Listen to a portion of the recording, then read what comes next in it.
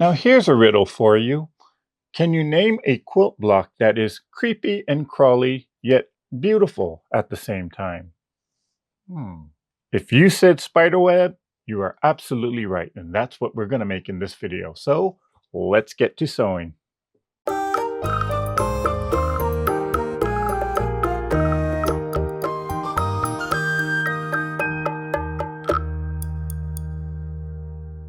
Now, before we get into the construction and the making of the spiderweb block, I figure I want to address the elephant on the video. Is that the right term? Yeah, I guess so. Now, there's a lot of tutorials out there on YouTube that construct a spider web block that looks very similar to what you see here. Although you can construct your spider web blocks in this manner, but the real spider web comes out as the secondary pattern. Now, if I were to do a whole quilt of just the spider webs, this is probably the method or the technique that I would use. However, I didn't want to make a whole quilt of the spider web. I mean, in order for you to actually see the spider web itself, you have to make 4 of these in order to get the full design. So I didn't want to do that. Nope, nope, nope, nope, nope. I just want to make one block. And I challenged myself into thinking, can I do it? And yes, we can. Now in this video, since again, I'm only making one spiderweb block, I'm going to teach you the method that I used to make a block that looks like this here. And what I like about this particular design or this particular method is I can kind of swap out the blocks and create something that looks a little bit more unique and a little bit different. More on that later. But let's get into constructing this block.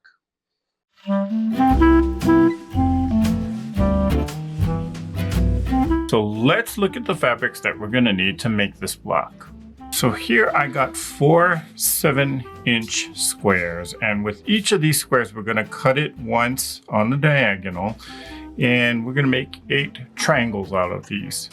I'm going with this white color, but you can choose basically any background color that you want to. Just make sure that it's not going to compete with the strips that you're going to sew on.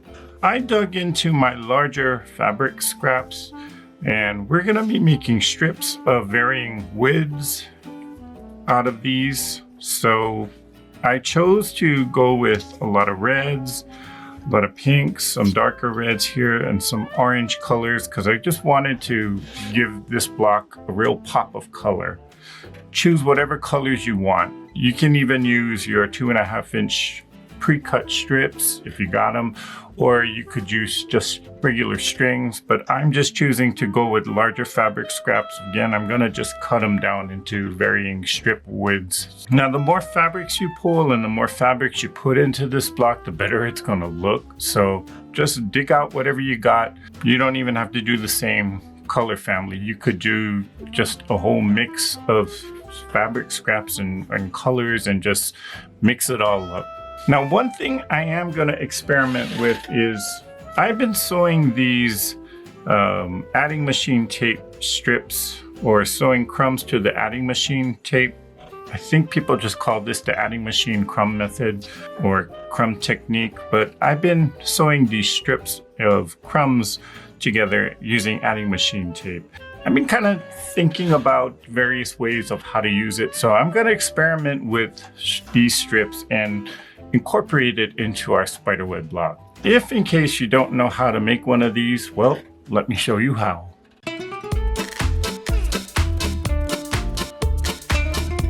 So one technique in terms of sewing crumbs together that I've been recently experimenting with is sewing crumbs together using adding machine tape.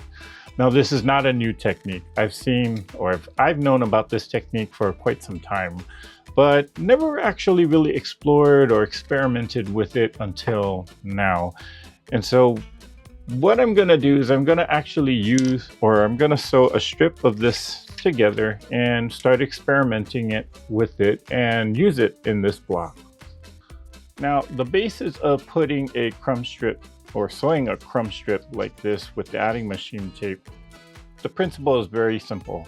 You're just basically taking crumb pieces and you're kind of putting it right sides together and sewing a seam flipping it back. You want to make sure that whatever crumb piece that you do have, that extends beyond the paper here. And you just keep going for however long as you like, and you make the strips however long you want to. And you can work one side of it, or some people tend to work both sides of it together, just making sure that whatever crumb piece you choose is longer, or it sort of overhangs the paper here. Then when you're done, of course, you give it a good press, flip it over, and you're going to be trimming or using the edge of the paper as a guide, and you're going to be trimming all of that excess down. Principle is simple. I'm going to continue on with this strip just to give you guys an idea of how to create one. You can make the strip as long as you want. You can make it whatever width that you want. So let's just get to sewing some of these crumbs onto some adding machine tape.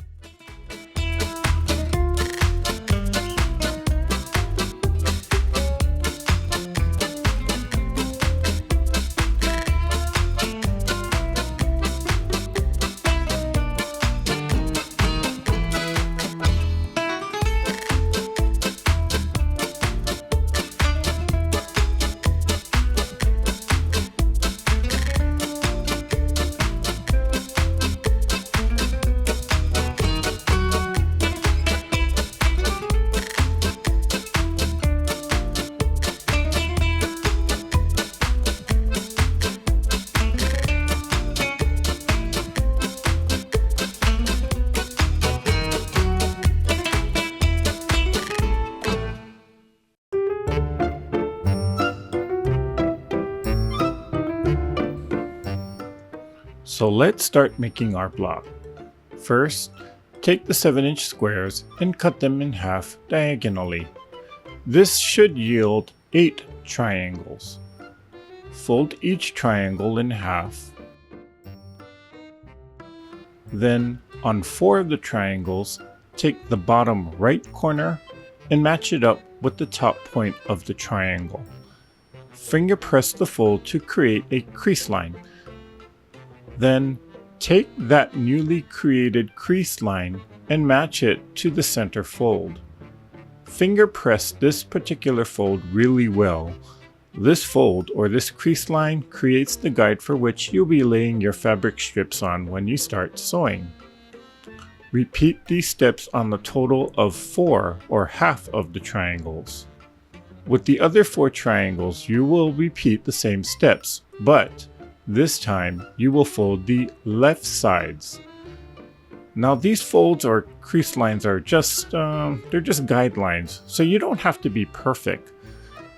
And there are other methods or special templates that you can use to mark your sewing guidelines. I just find this method the simplest and the easiest. With the scraps that I pulled from our larger scrap bins, I will cut strips of fabrics of varying widths from each fabric. I think the smallest width I cut was 1 inch and the largest I think was 2 inches, but you can choose however wide a strip you want. Now let's start our sewing first with the triangles that have the folds on the right side. Take one of the strips and put it right sides together with one of the triangles. Make sure that you line up the right edge of the strip to the guide or fold line that you created. Then sew the strip onto the triangle. Now your 1/4 inch seam allowance here is not a big factor, so don't stress out if it's not accurate. Flip the strip back and you can either finger press it or press with an iron. I'll be finger pressing each strip, then ironing them when I'm done sewing all the strips. Now remember those crumb strips? Well, instead of sewing a strip of fabric, I'm experimenting and replacing one of those strips of fabric with the crumb strip. Now you do not have to create and sew a crumb strip if you don't want to. You can choose to only sew regular strips or string pieces of fabric. Again, I'm just experimenting with this. Now if the strips are too long or you have way too much excess, you can trim it down so it's a bit more manageable. Just make sure that the strip extends beyond the triangle fabric. Continue sewing your strips until the right half of the triangle is fully covered with strips. Give it a good final press. Then, using the triangle as your guide, trim off any excess. Once you got all 4 right sides of the triangles done, repeat the entire process with the left side triangles. Take one triangle with the strips sewn on the right side and another triangle with the strips sewn on the left side, and arrange the 2 triangles back into the square shape. Be sure to align the corners with all the sewn on strips next to each other. Then, put the 2 triangles right sides together and sew on that diagonal edge. I highly suggest that you press this particular seam open instead of to one side due to the excess bulk from all the strips. Sew all the triangles back into the square shapes, and you can start playing around with some different block layouts. So I got all 4 quadrants sewn together and put into squares. But before I actually put this block together, let's play around with the layout because there's some interesting designs that you can come out with. So this would traditionally be my spiderweb block here. And I kind of thought, well, one of the things about this particular technique that I've discovered and I kind of like about is that I can turn some of these blocks to create some interesting designs. So, for example, like this. By just turning 2 of the blocks around and making sure that the actual part of the spider web is facing away from the center, you get an interesting design that looks like this. Now, what happens if I were to, let's see, play around with this even more? And we'll do it like that. Kind of in a fields and burrows kind of layout. Well, this is what you would get. And it kind of asked the question, well, what would a whole quilt look like if I did this particular layout? Check this out.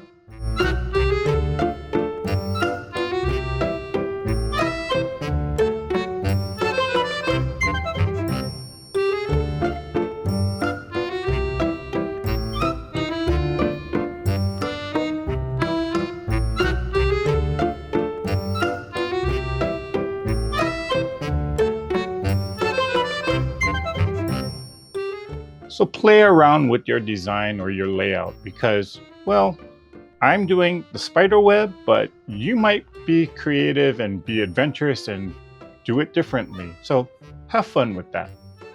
But for now, let's get this block sewn.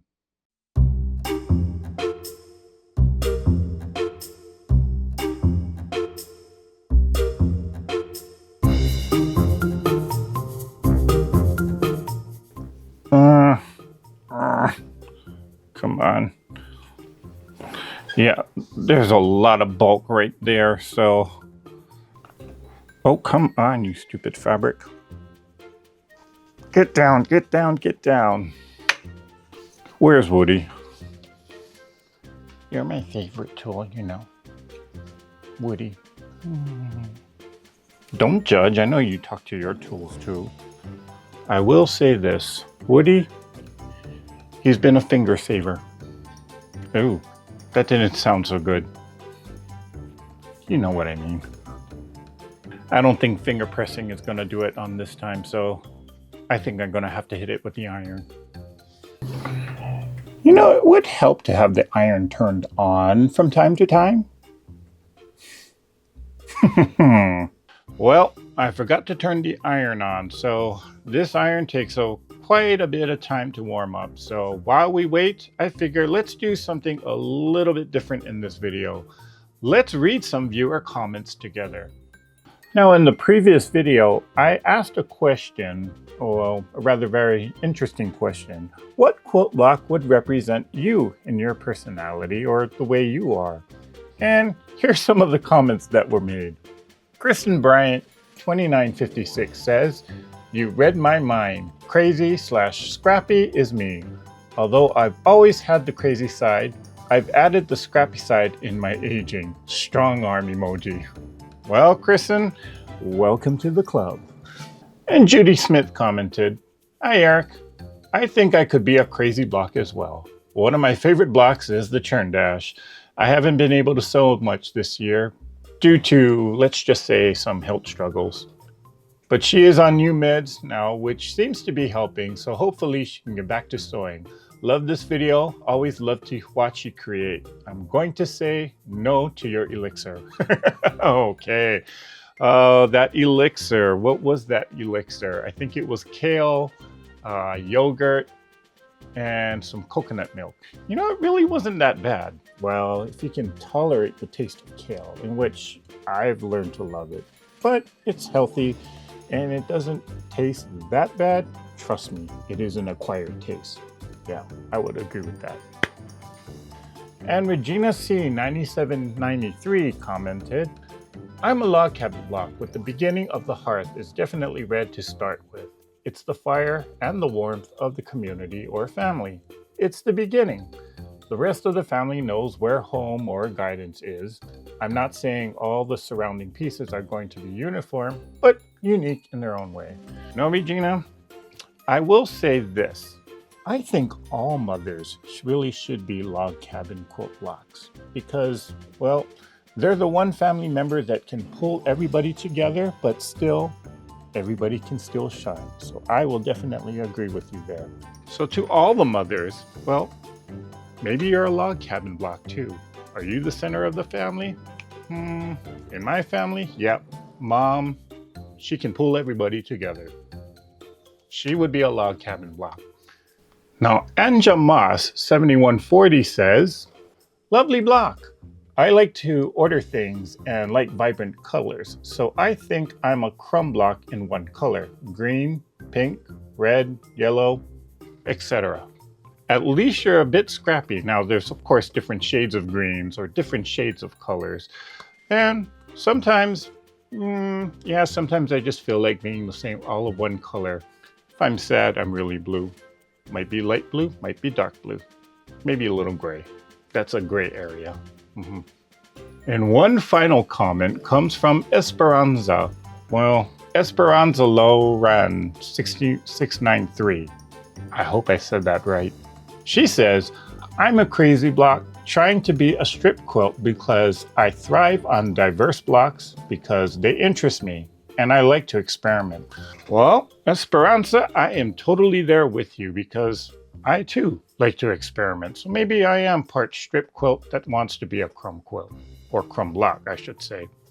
Well, thanks to everyone that left a comment on the previous video and answered the question of what quilt block would represent you. I'll leave a link in the description below so that you can read all the comments that came through, and there's some interesting answers there. You know, thinking about that though, sometimes our fabric selections are also a direct reflection of who we are as creators as well. So here's a follow-up question to the previous question. Does that make sense? Wait, follow up to the yeah, well, you guys will know what I mean. What's your favorite type of fabric? I mean, do you like batiks? Do you like floral prints? Do you like big prints or do you like small prints? Are you a solids person or are you a totally all over the spectrum? You like everything? I like a little bit of everything. If it looks pretty, hey, it looks pretty, right? And when it looks pretty, you tend to use it, right? But what is your favorite type of fabric? Is it big florals? Is it solids? Is it batik? Is it Civil War, 30s prints? Put a comment down below. Let everybody know what is your favorite type of fabric to work with in making a quilt. And do you feel like it represents you as a person? Now that's an interesting question. I'll bet I'll have some of you guys thinking about that one. Okay, the iron is warmed up and ready to go, so let's continue on with this block.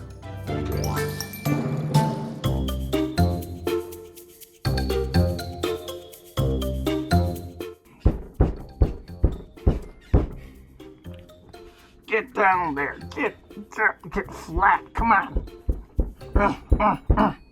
Still not flat enough. 1 and 2 and 3 and 4 and 5 and 6 and 7 and 8 and 9 and 10. Okay, that's pretty good.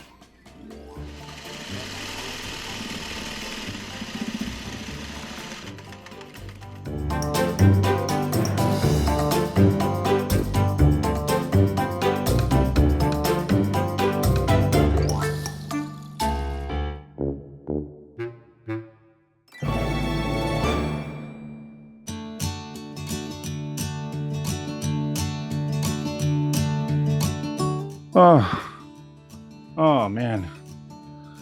Okay.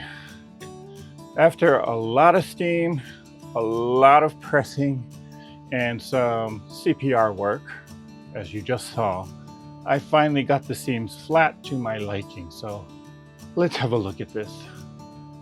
So I've said this before, and I'm gonna say it again. I'm gonna suggest that you do press your seams open for this particular block, because there's a lot of bulk in these seams, especially when you start sewing the 4 quadrants together. So give that some consideration. Now, the center here, again, you just gotta get it as flat as you can. You saw me pressing and steaming that bugger down so hard, and now, well, seems to be flat. So again, I pressed it open. Don't press it to the side because you will create a lot of bulk there, but that's just my suggestion. You do what you want. But this is the block.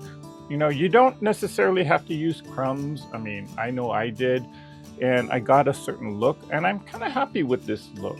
I do like the fact that there is some versatility in this technique of making the spider block.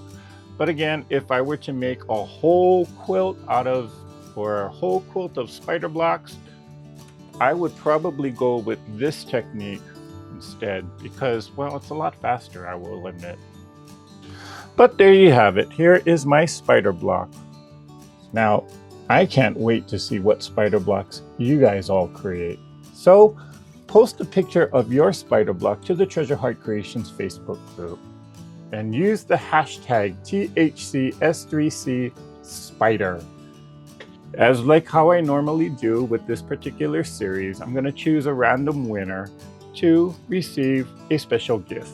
What is that gift this month? Well, you have to be a member of the Treasure Heart Creations Facebook group to find out what that gift is. And I'll be posting a message or a video on that later. Now, all posts and pictures must be put on the Treasure Heart Creations Facebook group by November 30th, 2023. If you have yet to start your scraps, strips, strings, and crumbs adventure, well, check out the playlist here. Block number 8 is in the bag. Now it's time for all of you to go out and create something.